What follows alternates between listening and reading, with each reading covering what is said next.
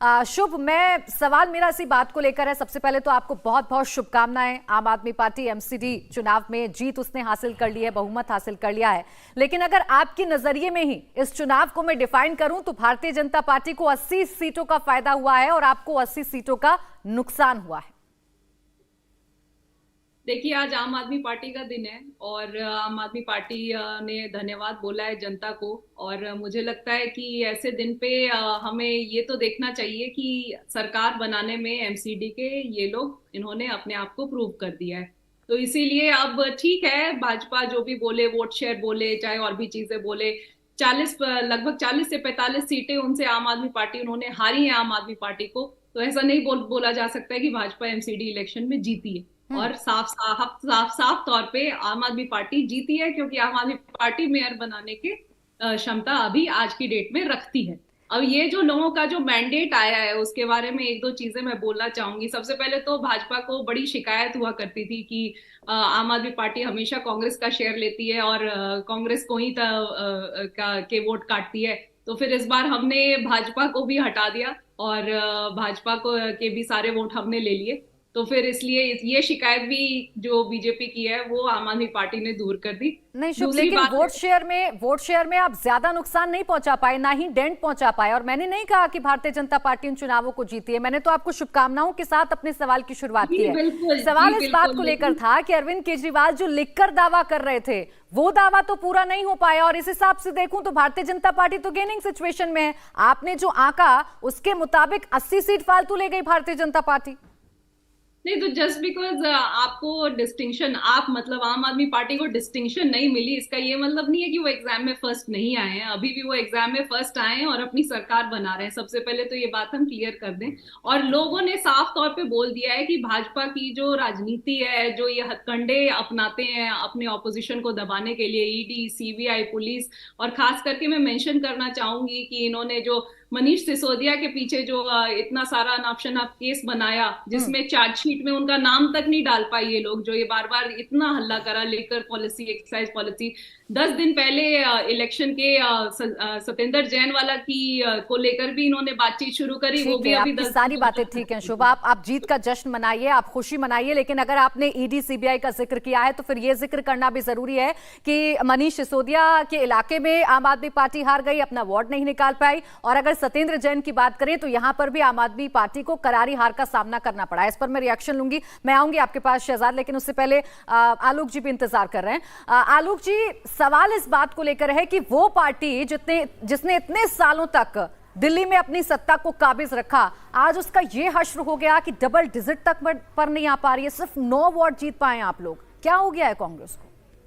देखिए, इसमें कहीं कोई दो राय नहीं है कि 15 वर्षों तक शीला जी ने पूरी तरह से दिल्ली को जिस तरह से संवारा और एक वर्ल्ड क्लास सिटी बनाने की तरफ अग्रसर किया, और केजरीवाल जी ने आकर जिस तरह से उसकी शेप को बिगाड़ा और भ्रष्टाचार पर बैठी हुई जो बीजेपी की कॉरपोरेशन थी उसने कूड़ा किया और इन्होंने दारू किया।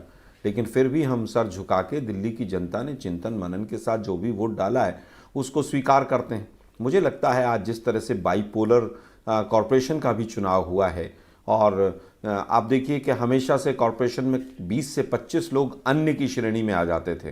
15 तो हमेशा ही रहे हैं कि उसमें चाहे बसपा के 1-2 आ गए हैं, इंडिपेंडेंट्स आ जाते हैं, लेकिन इस बार अन्य के 3 हैं मात्र।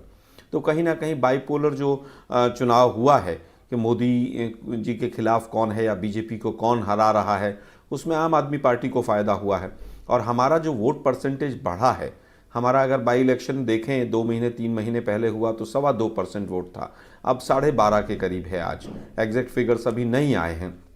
अगर यही 17 के करीब हो जाता तो मुझे लगता है कि आम आदमी पार्टी की जगह बीजेपी की कॉर्पोरेशन बन जाती। आलोक शर्मा जी, लेकिन ये आपको सोचना पड़ेगा कि मोदी जी को हराना है तो लोग आम आदमी पार्टी के बारे में सोच रहे हैं। आप सबसे पुरानी पार्टी हैं, यानी अब तो मुख्य विपक्ष कौन होगा ये भी अब जनता तय कर रही है। और आम आदमी पार्टी के इर्द गिर्द घूमती हुई अब ये मुख्य विपक्ष की लड़ाई भी सामने आ रही है।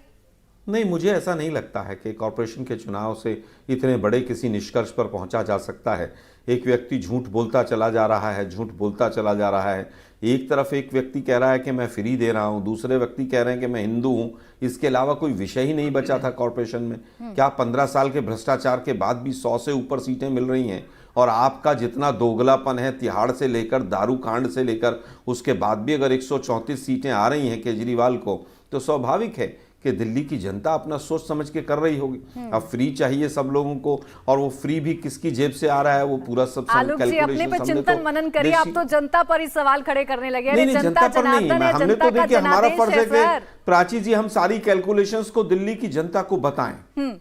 अब दिल्ली की जनता तो को ये तो अगर आप हम बता रहे थे, आप तो तमाम मुद्दे लेकर आए थे, लेकिन उन मुद्दों पर जनता ने मुहर नहीं लगाई, सिरे से नकार दिया है आपको। शहजाद जल्दी से जवाब दीजिए, फिर संजीव जी के पास जाऊं। देखिए, एक जो माहौल बनाया गया प्राची जी, हमने कितनी ही डिबेट्स की थी, ये माहौल बनाया गया था कि एमसीडी कुछ काम नहीं करती, एमसीडी सबसे भ्रष्ट है और एमसीडी ने कूड़ा कचरा करके रखा है दिल्ली को। आपको बताऊं, ईस्ट दिल्ली जो गौतम गंभीर जी का संसदीय क्षेत्र है, वहां पर बीजेपी ने स्वीप किया है। वहीं पर वो लैंडफिल माइंस है जिसके बारे में ये लोग कहते हैं, और पतपड़गंज में मनीष सिसोदिया जी हारे हैं।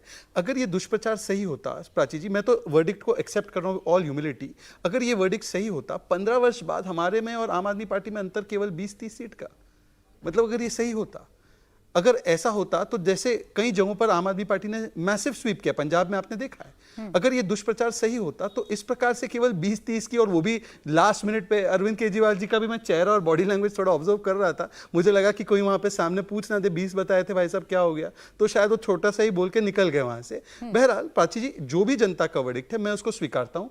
हमारी एमसीडी ने, हमारे कर्मचारियों ने बहुत मेहनत की दिल्ली को संवारने में, उनकी राज्य सरकार ने 40,000 करोड़ नहीं दिए, तब भी हमने जितनी मेहनत हो सकी लेकिन वोटों में कन्वर्ट नहीं कर पाए शहजाद जी, इस बात से तो मैं इनकार इसमें नहीं किया एक ही जा चीज सकता जोड़ है। सकता हूँ, एक ही चीज, हाँ। पिछली बार की तुलना में 53% शायद वोटिंग हुआ था, इस बार कम हुआ था, वो 3-4% वोट ज्यादा निकलता, या मैं तो चाहता हूं कि 62-65-70% वोट होना चाहिए था, अगर शायद वो निकलता तो मुझे लगता है कि आज भाजपा की चौथी बार जो है सरकार बनती। परंतु ठीक है, जो एक लोकतंत्र में हम स्वीकारते हैं, जनता को दोष देने का तो कोई मतलब नहीं बनता। अब इसके मायने समझूंगी, क्योंकि सबके अपने अपने दावे हैं और हर कोई इस चुनाव को अपने लिहाज से देख रहा है। इंडिया टीवी हर वक्त हर जगह डाउनलोड करने के लिए सर्च करें India TV news Google play store या ऐप स्टोर पर।